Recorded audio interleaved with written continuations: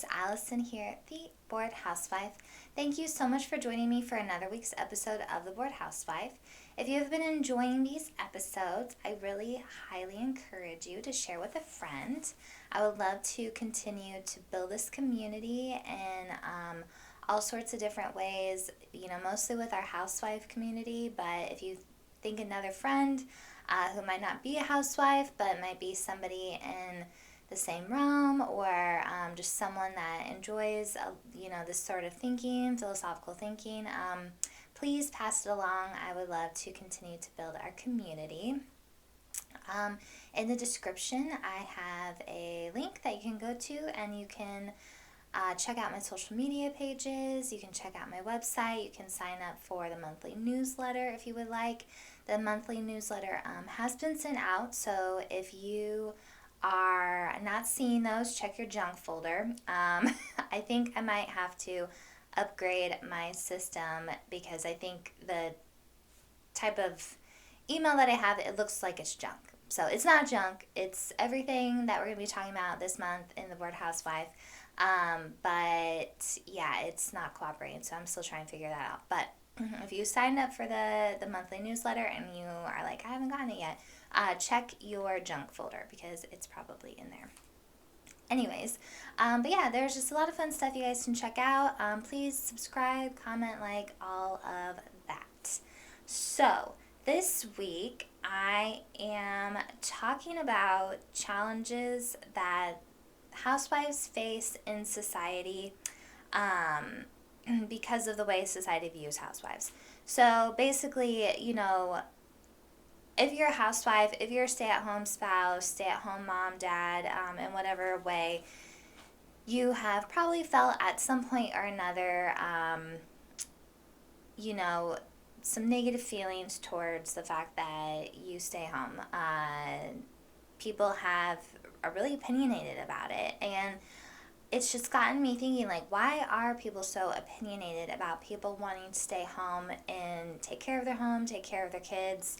It seems like a really weird thing for people to be irked about. And when I say that, I used to be one of those people. I used to really look down on the housewife.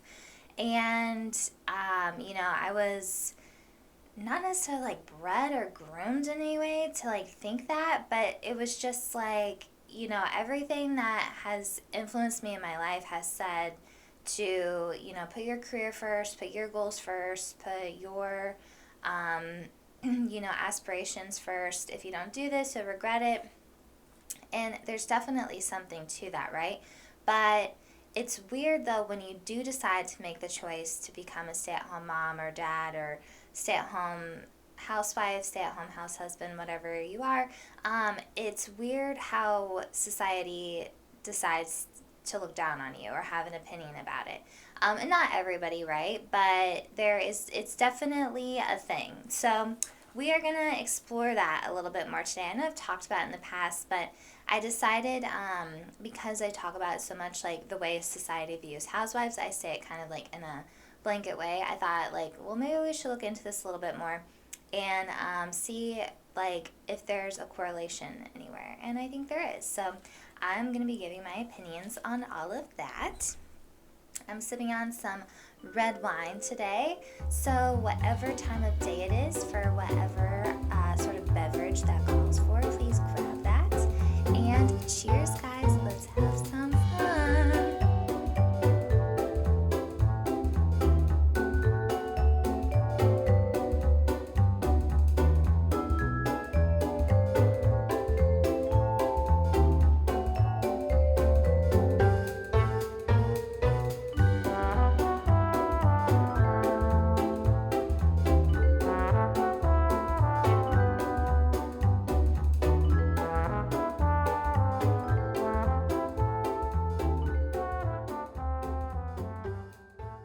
The title of this week's episode is a Seinfeld reference. This is a line that George, if you are not familiar with Seinfeld, it's one of my favorite shows. I have a lot of favorite shows, but I really like Seinfeld. And George says a lot, we're living in a society, people. It's like very New York attitude, right?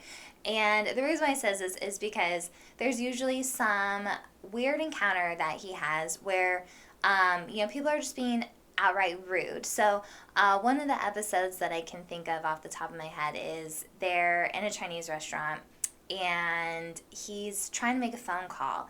And these people are being very rude about talking on the phone for too long. So, back in the 90s, for those of you who are not aware, before cell phones were super popular, people used to use this thing called a payphone. And so, and they had answer machines, and you would call a restaurant if you were trying to get in touch with someone. So he's trying to use a payphone to get in touch with someone. And the payphone would be used for like quick conversations, right? Like, I think that's pretty much a given. If it's like a public thing, you're not standing there talking on the phone like it's your personal phone, right? But this person was, so he was getting irritated. Then finally, the payphone opens up, and somebody jumps in front of him. So it like makes me even more mad because this person wasn't considerate to the fact that like he was waiting for it, right? So he freaks out, and he's always like, "We're living in a society," you know.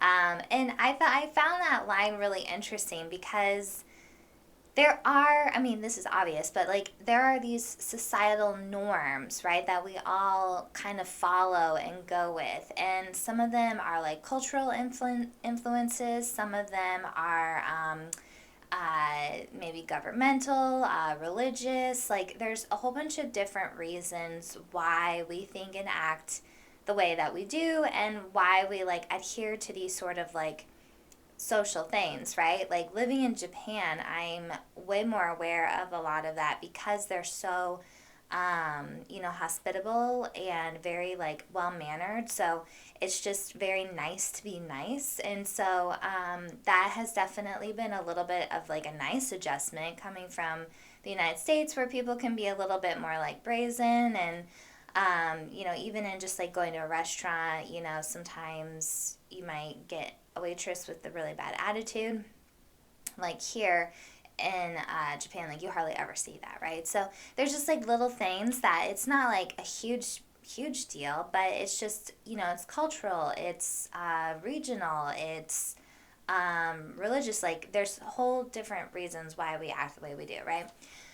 So I was thinking about that then. I'm like, okay, so we have like established these little things in our society and how we view everything, right? How we do everything. And it's like pretty hard to implement change in changing how society kind of works. I mean, you saw it with COVID, right? Like, it was hard to get people to do certain things that people wanted them to do. And I'm not going to get into it. I'm not taking sides anywhere on that. But, like, I'm talking about whether you're for or against mask wearing, right?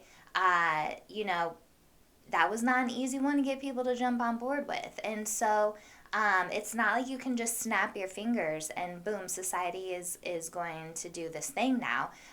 It takes a lot of time, and, people, there kind of has to be some sort of reason behind it.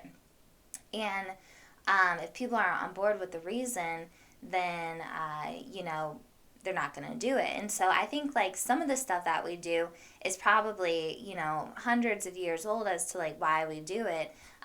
Things that we still call them that because that used to be a name of something similar. Someone pointed out the other day, like rolling up a window, like I didn't realize we still say you roll up the window, even though we no longer use like a crank on the door to actually roll it up. It's like a mechanical thing. You push a button. So there's things that kind of get stuck in our language and the things that we do. And, it's the impressions that society has on us, right? So that started to get me thinking about like housewives and why the like housewife went away. And we really romanticized the 50s in this era. When people talk about the housewives, even when I was like doing a little research, a lot of like when I typed in housewife, it was coming up with like 1950s housewives, and that sort of era. And I'm like, what is like, why is that? Why was that such an era? And so the little research that I did, basically, you had World War II where, a ton of men had to go off to war. And before that, you had the housewife. But then when these guys went to war, I'm sure you guys have heard this before, but just a quick history lesson. That's not what this is all about. But when the guys went to war, the girls, started to work. So you have Rosie the Riveter, right? So the women started working, and they were doing like men's work. They weren't doing just like, teaching and cleaning and things like that to like make side money or, have like a nice desk job. They were working in very technical scenarios. They were building ships. They were packaging supplies. They were doing things that women had never done before. So then when the guys came back from war, there were no jobs from them. So there was this huge propaganda campaign to put women back in the house or put women back in more like traditional roles of like cleaning and teaching and things like that. And so so that these men had jobs when they came back. And so I think that's why that era gets like, and this is all just my opinions and my speculation, but just from like, an educated guess, I guess, like, it just seems like when that's the reason why that era is so glorified, because the propaganda was so much out there to get women out of those technical and hard jobs. However, now these women had a taste of something that they had never done before, and they were good at it, and they liked it, and they saw other opportunities for them. And so as I think that era kind of went on, I think women weren't happy because, or some women, not everybody, because even throughout this, you're still having women that are still staying home, right? They're not necessarily going out and doing those jobs. But you have some women that might be a little restless, or you have like their kids growing up, and maybe mothers, and again, this is all speculation, okay? I don't actually know any of this, but you have mothers that are, like a little more encouraging to go out and go to college and get degrees because, they tried something and they could do it, and so maybe they want, a little bit more for their daughters or something. So by that time, and through all of this, we've had several different feminist movements, right? We had suffrage, we had different time periods in like the 1800s and stuff, called the Married Women's Property Act, where women were allowed to like have property and have a say a little bit more in what they did. Up till that point, it was either your husband's or like, if your husband died, it became your brothers or your uncles or whoever the next man in line was. So that's like really frustrating, right? It's like your whole life, because your husband dies or because you don't get married, you have no life, you have no opportunities. So little things are coming about, but then like during the civil rights time, during the 60s and 70s, you have this huge feminist push. And during that time, I wanted to share a little bit with you guys, because I think this really breaks open where the housewife went away, because they no longer needed men in the same way. You didn't have to be a housewife. So what happened is in 1975, the first women's bank opened and women were allowed to get credit cards. So it wasn't until 1975 that women were not allowed to own a line of credit. You could file for no-fault divorce in 1969. You had the Equal Pay Act in 1963, and the Equal Right Amendment in 1972. So during this, you're now not only having women are getting like the same sort of opportunities as men, but now you're having these scenarios where like if they get an opportunity, they have to be treated equally in this scenario. Up until this point too, women, if they got pregnant, they were just fired. So it's like really changing the landscape for women, right? And it's like, I know you guys know this, but for me, I needed to look it up. So I'm just sharing this with you in case you're like, oh, I didn't really realize that. And I guess for me, it's more the correlation between where the housewife went. And so I think, what happened is that like, during all of this equality push, and you have these women that are really, standing up for women's rights in different ways.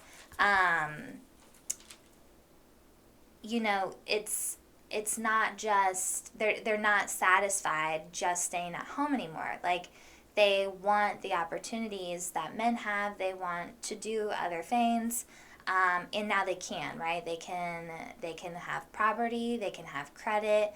They can have a decent paycheck. All of that stuff is happening, and I think that is really when the shift of the societal perception of women started to happen. So now you have this massive movement, or my guess is we had this massive movement to change society's perception of women. Um, you have, influence in the right places to promote certain type of thinking. And then you also have like a huge youth that again is probably coming off of some of this like Rosie the Riveter, stuff. They're young adults now born during that time when their moms and mothers, grandmothers might have been contributing in that way. So again, you might not have like a ton of women being like, "Oh no, your role is in the home. Your role is taking care of your husband." Now you might have an entire generation that's like having daughters saying, "Hey, you know what? Like we did all this stuff, and if you want to do this too, like you can. And here's all this stuff now that actually allows you to do it. They're not going to take your job away just because the guys come back from war."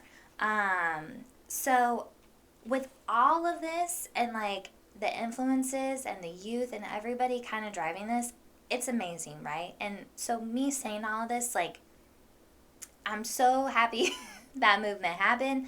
I'm so happy that women got rights to do all this stuff. It's amazing because what it's done is it's given women the right to a choice. And so, what I think the issue is now is that we've had several decades of women really trying to prove themselves in the workforce, trying to prove that they can do it all sort of mentality. And it's kind of like, I mean, even in, so like with the different influences that we're seeing, like, we used to have the propaganda, and like I said, what I'm guessing what happened, why it's so glorified in the 50s is because you had this propaganda that was like, um, be a housewife, do your, take care of your kids and your family. And now all of that is gone, and you're getting examples, and it might not be propaganda in the same way that it's like, a government funded thing, but it's still going to be influential in like who your role models are. Like, what are women doing? What's getting media attention? Where, what are they, telling them at school? Like all the different things, right? All the different avenues, like how, like, who's like the popular, teenage celebrity at the time, like all these different things. And so, you're seeing like, these women coming in, and then I mean, like, even in the 80s, it was a huge push for women in the workforce and in, like, really high positions. And I think about, like, the movie Working Girl, like, there's movies and stuff like that was being made that was glamorizing, women working in the workforce, which, again, is awesome. And you're going to see that, like, pretty much all the way through the early 2000s. That's the norm. That's what we're hearing. I have maybe like a few friends that I can think of that had stay at home mothers. Other than that, during my childhood, most of the people I knew, their moms worked. And so I just think that like we've just been conditioned to think for so long now because, all these people put in so much effort and work. And I kind of wonder if that's almost what it is. Like, we worked so hard for you guys to have all of this. Like, why would you stay home? So, um, my idea is that they don't understand that what they did for us has allowed us to have choices. And so I have here too, like, when career and personal accolades are revered much more than family, um,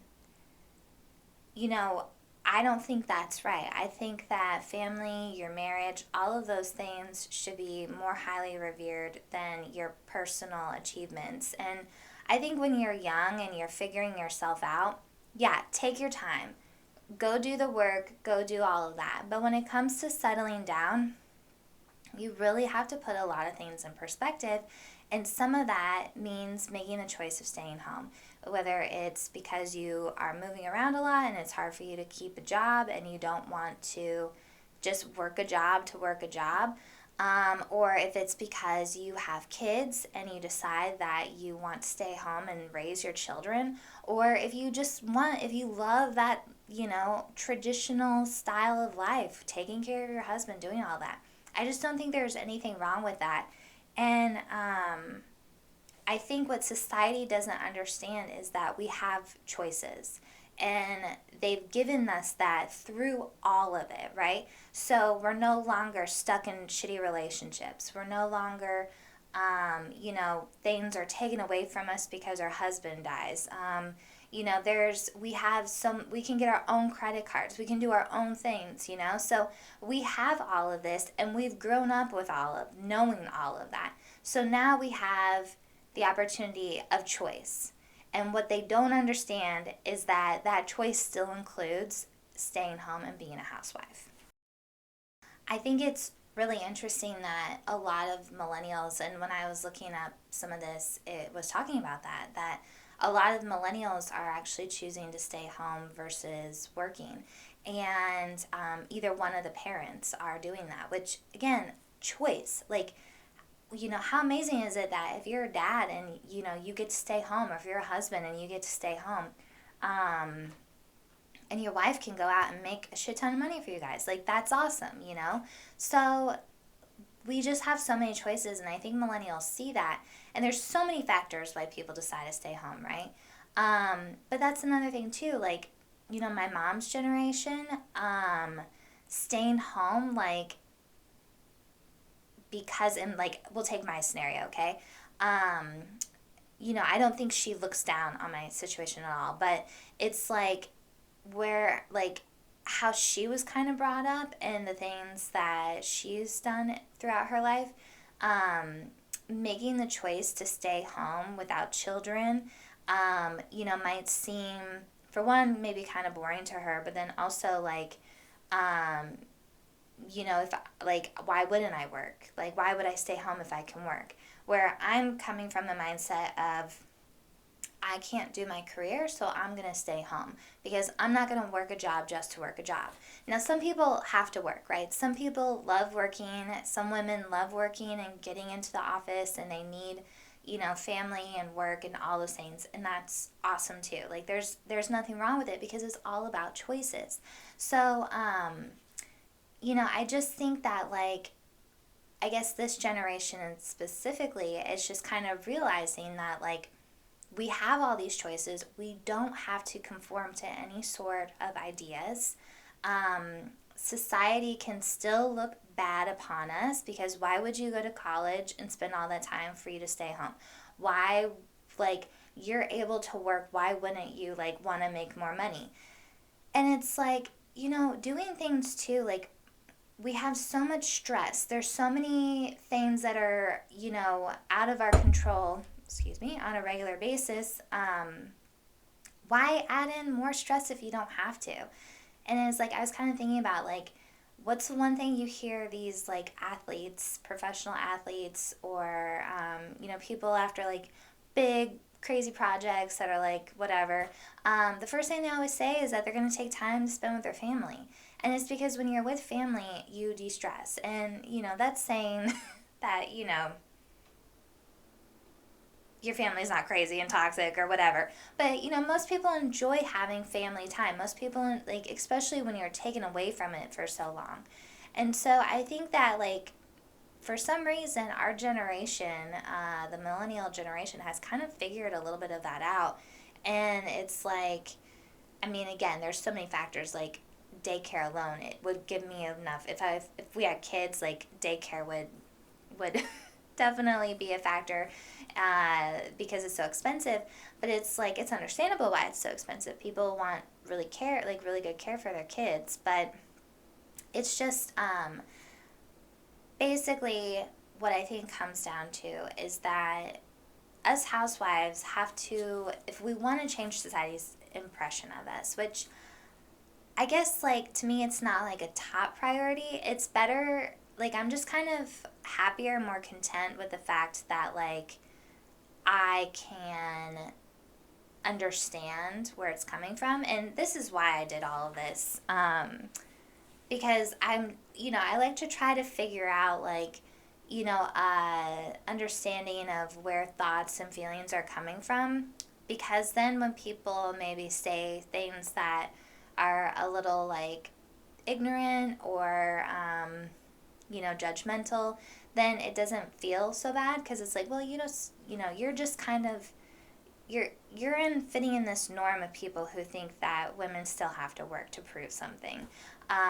What we've kind of realized is that women don't have to prove, okay, women still have to prove themselves, but basically at a place where it's just like, okay, I can work if I want to. I can stay home if I want to. I can make any choice that I want. Okay. So I'm going to wrap it up here. I just really want to drive this home. Until people see the power in the choice, until people see that the choice is what was really the root of all of it to begin with, which is interesting, right? Like, you see these people, they're fighting for something. Like, women should have options. Women shouldn't have to be forced to work, in the home. Women shouldn't be forced to take only certain types of jobs. Once we got past all of that, and then when women chose those types of jobs, it's like, oh, no. Why aren't you shooting for the moon?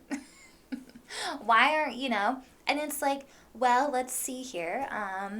There are still domestic roles involved, whether or not we choose to shoot for the moon or work a more traditional role or not work at all.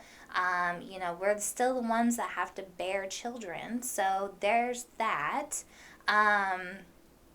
Again, there's lots of factors into why someone would prefer to stay home versus work in an office or work, in a technical field or work wherever, right?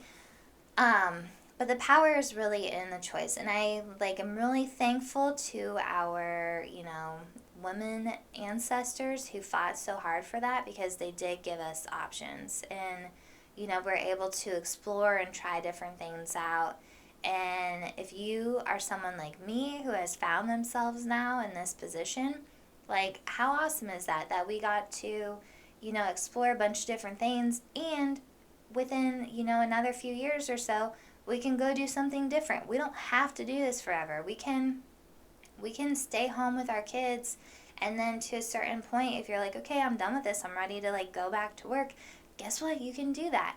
And I just think that's so amazing that we have this choice. So I think where we need to go with this, if we care, like I said, for me, it would be easier if society was a little bit more on board with it, and if these, like, articles that I was reading about millennials doing, more millennial people staying home and taking care of their kids, or just being a stay-at-home spouse, if more of that's happening, then I think that, maybe society's perception will start to change.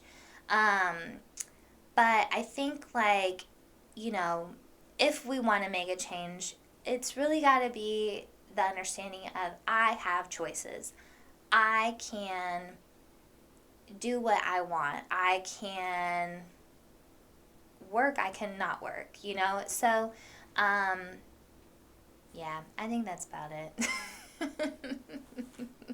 I think it's great, though. I think it's awesome that we do have all these, we can do whatever we want. And I'm sorry that people feel offended, because that's really what it is. People are offended, women particularly. And oh yeah, this was another point I did want to say. Okay, I'm not done yet.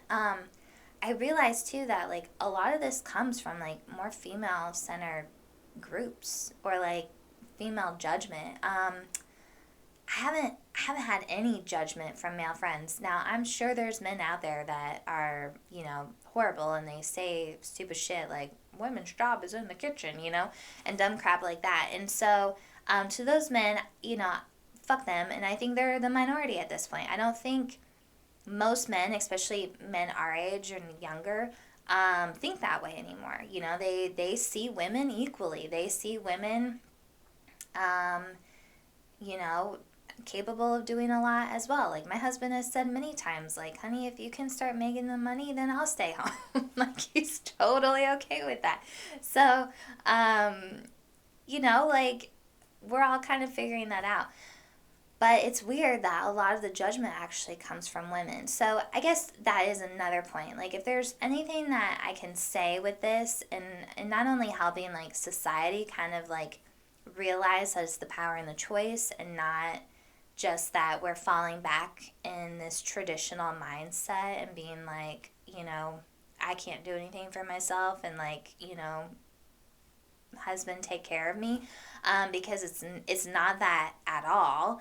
And you know what? I don't think it ever was that. I think women took really good care of their husbands.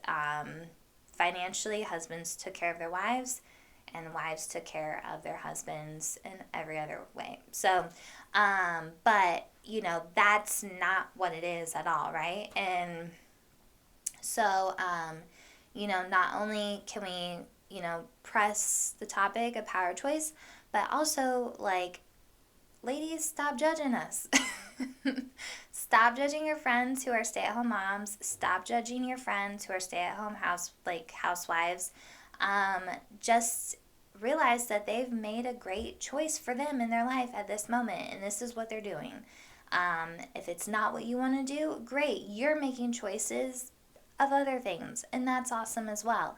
So we just need to be like kinder to each other and more supportive of what our friends and, you know, people are doing, and not, you know, not calling people names or calling people out because, you know, they don't do certain things or do certain things. You know, we all have completely different experiences and scenarios going on. We all make different choices for different reasons.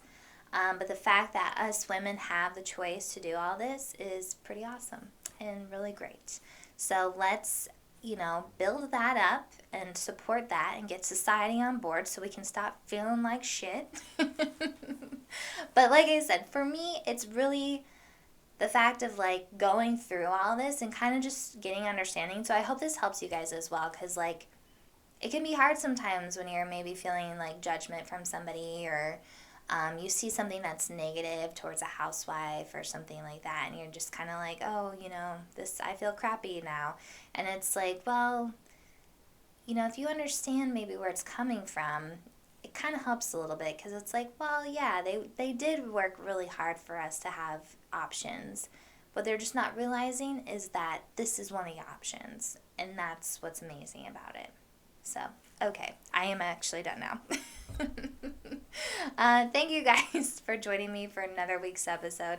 Again, if you are liking this content, please share with a friend. Go to the link in the description. Check out my social media pages.